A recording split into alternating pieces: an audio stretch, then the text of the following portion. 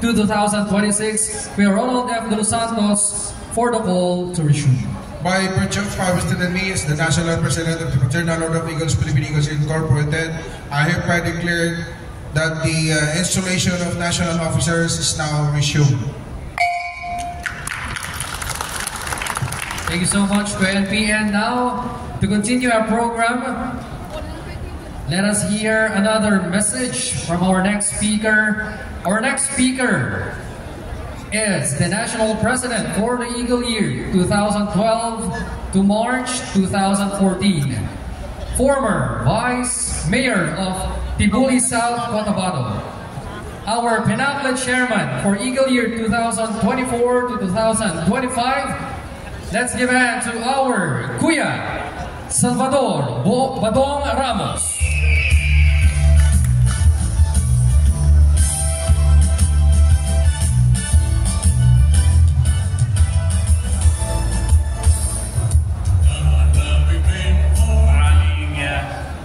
Salamat, mga kuya.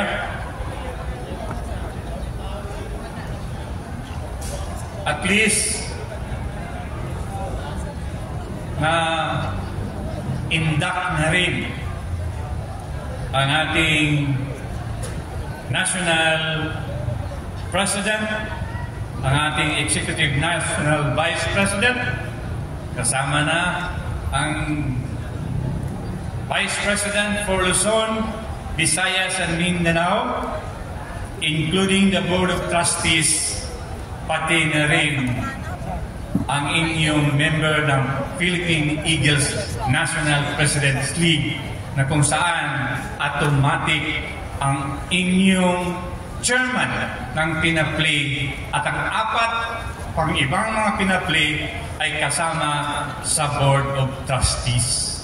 Meaning, ang inyong pinaplay ay magpa-participate na sa lahat ng discussion related to our organization. Meaning, i-expect ng lahat ng membro na merong pagbabago na malaki sa ating organization dahil gusto nating mangyari na magiging matatag, lumago at dadami pa ang gustong magmembro sa The Fraternal Order of Eagles. Nagiging controversial tayo ngayon dahil meron pang mga membro na hindi nilalagay sa puso ang kanilang mission kung bakit sila sumali o pumasok sa The Fraternal Order of Eagles. You know, all of you, what is our mission, mga kuya, governors, vice governor, assemblymen? Because our mission is very clear. Joining the Eagles is not for our personal interest, but for the interest of the needy people all over the country and abroad. This is where we exist in our Fraternal Order of Eagles. You believe that you can share what you have in your pocket. You cannot be earning even a single centavo by joining the Eagles. Because this is where we are. Because we are proud of being a member of the Fraternal Order of Eagles. Because this is the first time in the history of the Republic of the Philippines that we have our own Filipino organization. The Fraternal Order of Eagles, Philippine Eagles, existed in 1979. If we're going to recall the author and all the past national president that worked out hard kung saan na tayo dumating ngayon, mga kuya ko, bilang inyong pinapli ng 2024 hanggang 2025 at nagiging national president ninyo ng 2012 hanggang March of 2014. Hanggang ngayon, andito pa ako. And also to inform you, nagiging miyembro ako ng the Fraternal Order of Eagles 1984. And I'm proud until now na walang ibang organization sa aking buhay except the Fraternal Order of Eagles since 1984. That is why I am still here, standing, saying what I have in my heart. Sana maging aral ito sa ating lahat na may yung lahat ng gusto mag-ambisyon, lahat kayo ay mga potential na magiging national president. Intayin lamang ninyo ang tamang panahon para sa inyo, mga kuya. Ito, malungkot lang tayo ngayon dahil ang mga taong inaasahan natin na siyang mamuno sa ating balang araw, sila pa yung sumisira sa ating organization. Hindi natin dapat sila pang hinayangan. Kung merong aalis, merong darating. At ang mga darating ay tunay na sa puso nila ang pagkaagila. Hindi po tayo dapat manghihayang. Di ba mga kuya? Kanina, sabi ko, hindi na ako magsasalita ng mahaba, pero I am taking this opportunity to say what I have in my heart. Sana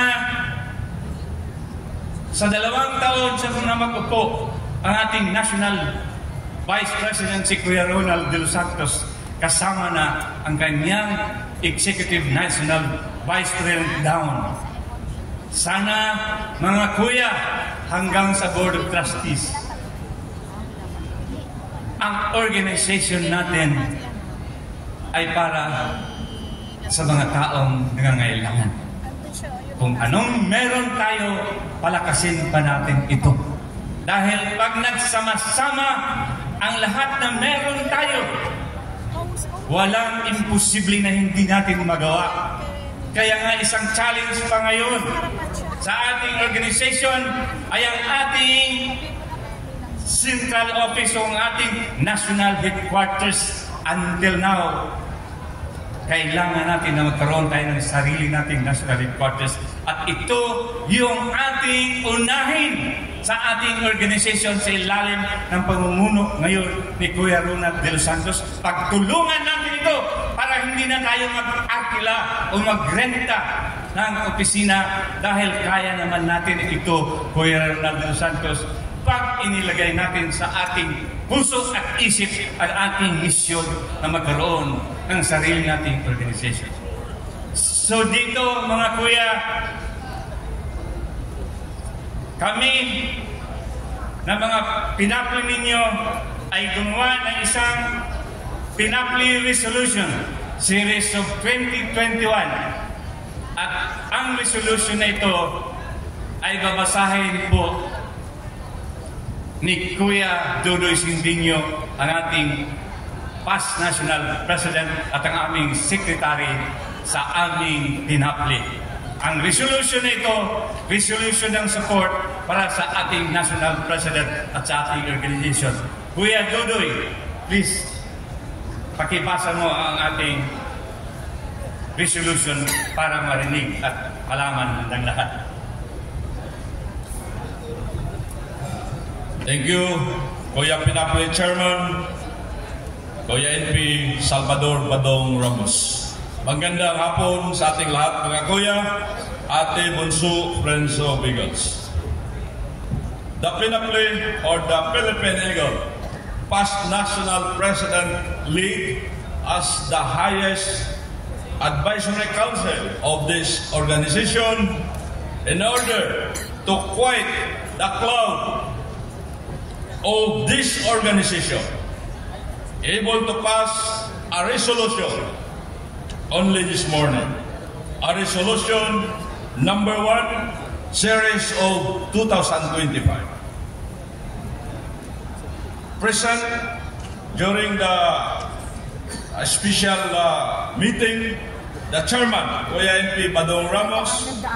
Number 2, the vice chairman, Kuya NP Vic Abela.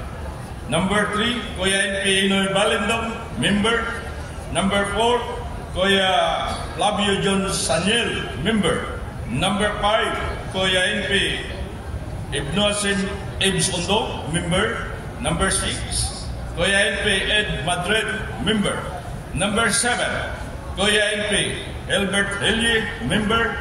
Number 8, Kuya NP Boyo Dilaw, member. Number 9, Kuya NP Nelson Sarapuden, member. And number 10, yours truly, Kuya NP Dodoy Sedeño, the secretary. A resolution expressing unified unconditional support to the duly elected national officers of the Fraternal Order of Eagles, Philippine Eagles, Incorporated, headed by the National President, Kuya Ronald De Los Santos.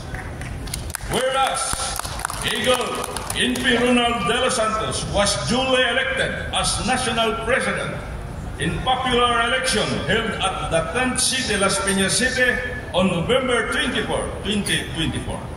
Whereas Eagle NP Ronald De Los Santos was overwhelmingly voted by the delegates present with more than 50% over all other candidates running for the national president position.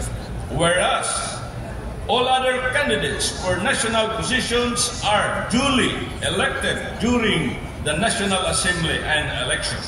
Whereas Eagle National President Ronald De Los Santos, with all the winning candidates, were duly proclaimed by the COMELEC in Bank. Now, therefore, the PINAPLE, in a special meeting held at Grand West Side Hotel, Parañaque, Metro Manila, unanimously moved and approved a resolution expressing a unified and unconditional support to the leadership of the Eagle NP Ronald De Los Santos and other elected officers for Eagle Year 2025 to Eagle Year 2026 as the legitimate national president of the Fraternal Order of Eagles. Attested by yours truly and approved by Eagle Salvador Badong Ramos, the PINAPLE chairman for Eagle Year 2024 to Eagle Year 2025. Thank you so much. Mabuhay si Kuya NP Ronald De Los Santos! Before ko tapusin ang ating speech, gusto ko lang pasalamatan lahat na dumalo ngayon sa induction ng ating national officers, sa ating national president. At meron po akong hiling sa inyo lahat na pwede bang tumayo kayo lahat? Tumayo tayong lahat. At kung kailangan magkalapit kayo, hawakan ninyo ang pangakamay ng inyong mga kuya, mga ate na nandyan sa mga tabi ninyo. At sabay-sabay natin isigaw na malakas at galing sa ating puso na ang the Fraternal Order of Eagles, Philippine Eagles Incorporated sa ilalim ng pamumuno ng ating National President Kuya Ronald De Los Santos at ang iba pang mga elected officials ay ating suportahan ng galing sa ating puso sa susunod na mga taon. Sabay-sabay po natin isigaw na mabuhay ang the Fraternal Order of Eagles, Philippine Eagles. Mabuhay ang Eagle! Maraming salamat at pagpalain tayo ng buong may kapal.